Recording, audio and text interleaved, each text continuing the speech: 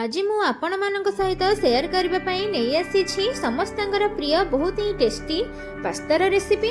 आपण वीडियो रे देखिकी जानि पारुछंती पास्ता केते टेस्टी बनी थिला। ऑनेस्टली बहुत ही टेस्टी हेतिला। तेबे आपण ए टेस्टी रेसिपी को देखिबा पई वीडियोटी को फुल वॉच करंतु।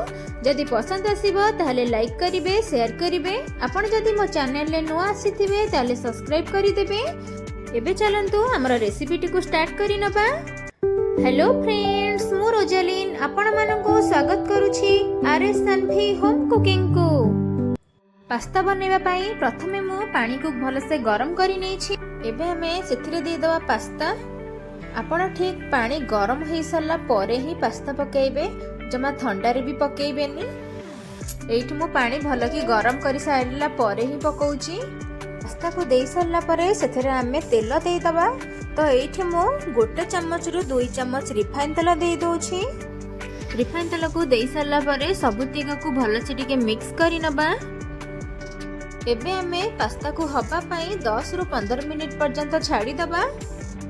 एठी हमर पास्ता भल कि फुटी आसलानी। चलंत हमें चेक करिबा पास्ता हमर भलसे हेइची ना हेइनी। मु आपन को एठी चेक करिके देखै दोछि। देखि पारुथिबे पास्ता हमर हेइनी आ टिके टिके हबा पई तक हमें 4 रु 5 मिनिट छाड़ी दबा। एठी हमर 5 मिनिट हेइ जाइछि।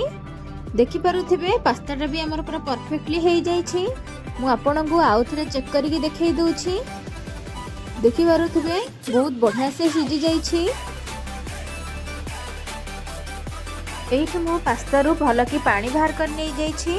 आपन भी ठीक एमिति पानी बाहर करिकि सुखिला करि नेबे। पास्ता पई एठी मु किछि मसला ऐड करूछि। गोटे बड़ पियाज को एमिति लंबा लंबा पीस करी काटिकी नै जाइछि। गोटे बड़ टमाटो को छोट छोट पीस करी काटिकी नै जाइछि। आ अल्प किछि ग्रीन मटर नै जाइछि। चलंतु एबे हमें पास्ता बनेबा। तो प्रथमे मु एठी करेई नै जाइछि। एबे हमें सेथिरे तेल देई दबा। एठी मु रिफाइन तेल यूज करिछि। आपण चाहिले सोरिष तेल भी नै परिबे। तेल आमर भल कि गरम हो गलानी। एबे हमें सेथिरे काटिके रखिथिबा पियाज को देई दबा। आपण प्रथमे पियाज को ही देबे। पियाज को टिके हल्का हल्का भाजी सरला परे टमाटो को देबे। एका थरे पियाज और टमाटो को पकेइबेनी। पियाज को देई सरला परे तेल सहित पियाज को टिके भाजी नेबे। एइठे देखंतु पियाज आमर हल्का हल्का होइकी भाजी होई गलानी। मु बेसी कड़ा की भाजीनी, जस्ट हल्का ही भाजी नेछि। एमिति पियाज टिके भाजी सरला परे पूर्व काटी टमाटो को देई दबा। एइठे हमें टमाटो को देई दउछे। टमाटो देई सारला परे हमें ग्रीन मटर को देई दबा। जेहेतु ग्रीन मटर हमर कंचा, तो सेथि पई हमें पियाज और टमाटो सहित ग्रीन मटर को हल्का हल्का करिके भाजी नबा। सबुतिक को भलसे मिक्स कर सारला परे एहको हमें हल्का हल्का भाजी नबा। टमाटो को पियाज सहित टिके सेट करिबा पई एहको हमें 4 रु 5 मिनिट पर्यंत कभर करिबा। कभर करबा पूर्वरु हमें सेथिरे स्वाद अनुसार लूण दे दबा। तो लूण एठी मु गोटे छोट चम्मच रे 2 थर लूण दे दोछि। आपण जेतिके क्वांटिटी रो पास्ता बनौथिबे सेही अनुसार आपण लूण व्यवहार करिवे। एबे हमें एहा को 4 रु 5 मिनिट पर्यंत कभर करिबा, जा द्वारा मटरटा हमर टिके सिझि जिवो। टमाटो भी पियाज सहित भले कि सेट हे जिवो। एबे चलंतु हमें देखि नबा। एठी हमर 5 मिनिट हेइ जाइछि। कभर बाहर कर साला परे याकु टिके भाजी नेबे। वर्तमान पर्यंत आपण मो वीडियोटी देखिलेनी। वीडियोटी केमिति लागिला प्लीज कमेंट रे मते निश्चिंत जणाइबे। जदि भलो लागिथिबो ताले लाइक करिवे, आपनका फ्रेंड्स मानको बहुत परिमाण रे शेयर करिवे। आपण जदि मो चैनल ले नुआ आसीथिबे ताले सब्सक्राइब करि देबे। एबे हमें एहाको भाजी सारला परे सेथिरे हमें छाणी की रखिथिबा पास्ता को देई दबा। पास्ता को देई सारला परे सबुतिक को भलसे हमें मिक्स करि नबा।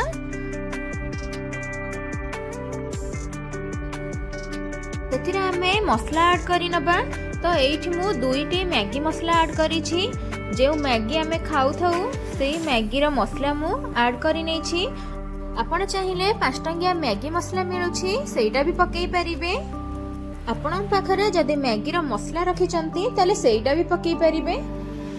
आहुरी टिके भलो टेस्ट आनिबा पई सेथिरे हमें गोटे पिंच गरम मसला दे दबा। राग पई एठी हमें दे दबा नॉर्मल लंका गुंडा हाफ चम्मच। आपण जदि छोट पिलांग पई बनेइबे ताले लंका गुंडा स्किप करि परिबे।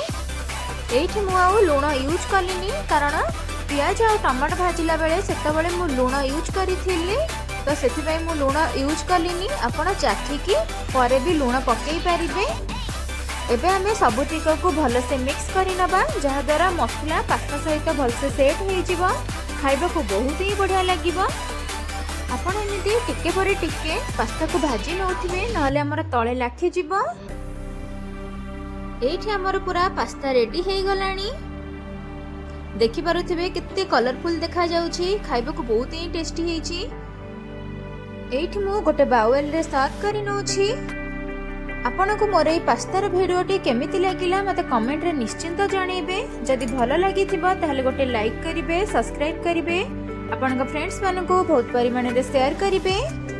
ଆପଣ ଯଦି ମୋର ଆହୁରି ନୂଆ ନୂଆ ଭିଡ଼ିଓ ଦେଖିବାକୁ ଚାହୁଁଛନ୍ତି, ପାଖରେ ଥିବା ବେଲ୍ ଆଇକନ୍କୁ ଅଲ୍ ଅପସନ୍ ପ୍ରେସ୍ କରନ୍ତୁ, ଯାହାଦ୍ୱାରା ଆପଣଙ୍କ ପାଖକୁ ଫାଷ୍ଟ ନୋଟିଫିକେସନ୍ ଯିବ ଭାରି, ପ୍ରଥମେ ଆପଣ ମୋ ଭିଡ଼ିଓ ଦେଖିପାରିବେ। ଏଇଠି ଆମର ପ୍ରସ୍ତୁତ ହୋଇଯାଇଛି ନୂଆ ଶୈଳୀରେ ପାସ୍ତା। ଆପଣ ଏହାକୁ ମର୍ଣ୍ଣିଂ ବା ଇଭିନିଂ ସ୍ନାକ୍ସ ହିସାବରେ ଖାଇପାରିବେ। ରହୁଛି, ଧନ୍ୟବାଦ।